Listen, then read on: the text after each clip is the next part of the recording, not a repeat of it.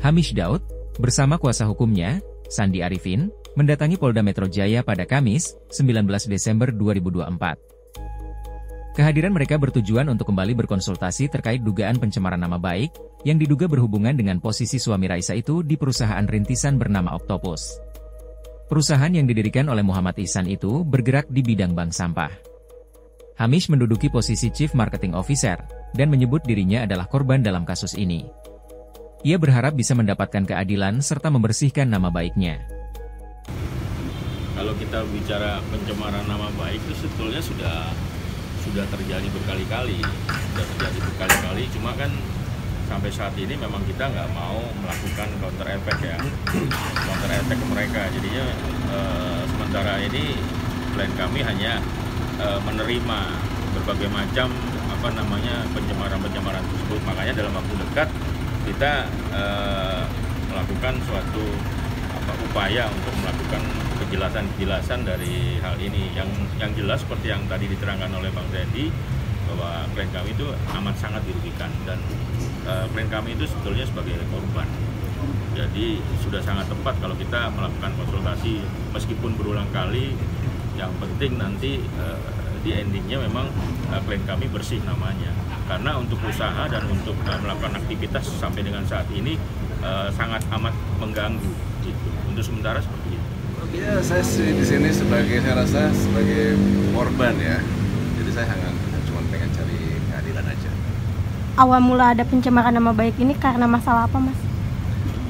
Sebetulnya gini, kalau kita bicara masalah pencemaran nama baik kan awal mulanya klien kami ini kan di-endorse oleh perusahaan ini. Ketika di-endorse di tahun 2002 ya. Dan kita tidak tahu sepak terjang daripada perusahaan ini. Tadinya ya baik-baik saja, bagus gitu. Tapi di akhir-akhir ini ternyata sudah tidak mau lagi untuk mempertanggungjawabkan jalannya roda perusahaan ini. Jadi akhirnya karena banyak seperti pihak-pihak yang lain itu tidak ada di tempat, hanya Hamish yang selama ini ada dan melakukan perbuatan-perbuatan yang kiranya untuk kelangsungan perusahaan. Tapi lama-kelamaan kan nggak bisa ditanggung oleh dia sendiri, dan dia sendiri bukan direktur utama. Itu makanya ya sebagai korban seperti yang dibilang oleh klien kami. Ini sudah terjadi, sudah berapa lama? Berapa minggu yang lalu atau berapa bulan yang lalu? Ya cukup lama ya, tapi sekarang kita udah riset dan udah bongkar lumayan banyak ya di bagian ini. Jadi kita banyak belajar juga. Ya banyak yang saya juga baru belajar juga. Ternyata yang dekat sama kita tuh yang benar-benar yang ya nantilah ya kalau sudah kita masuk LP. Artinya lebih mau was-was lagi ya lebih. Kalau kerugian secara materi ada nggak sih Mas? Kerugian secara materi sendiri berapa? Nilai kerugian secara materi? Nanti ya.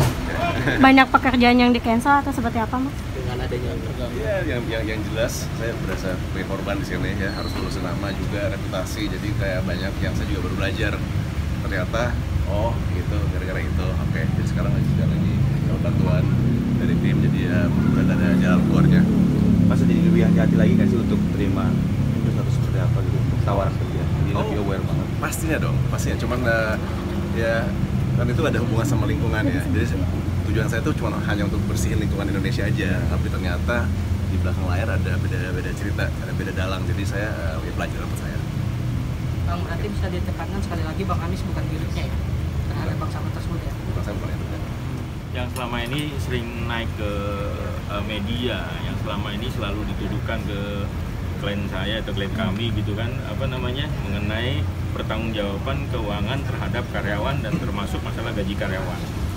Dan sudah ada pernyataan atau statement secara resmi dari direktur utama bahwa itu bukan tanggung jawab klien kami, itu tanggung jawab daripada Dirut, dan silakan itu dicek di medsos juga ada.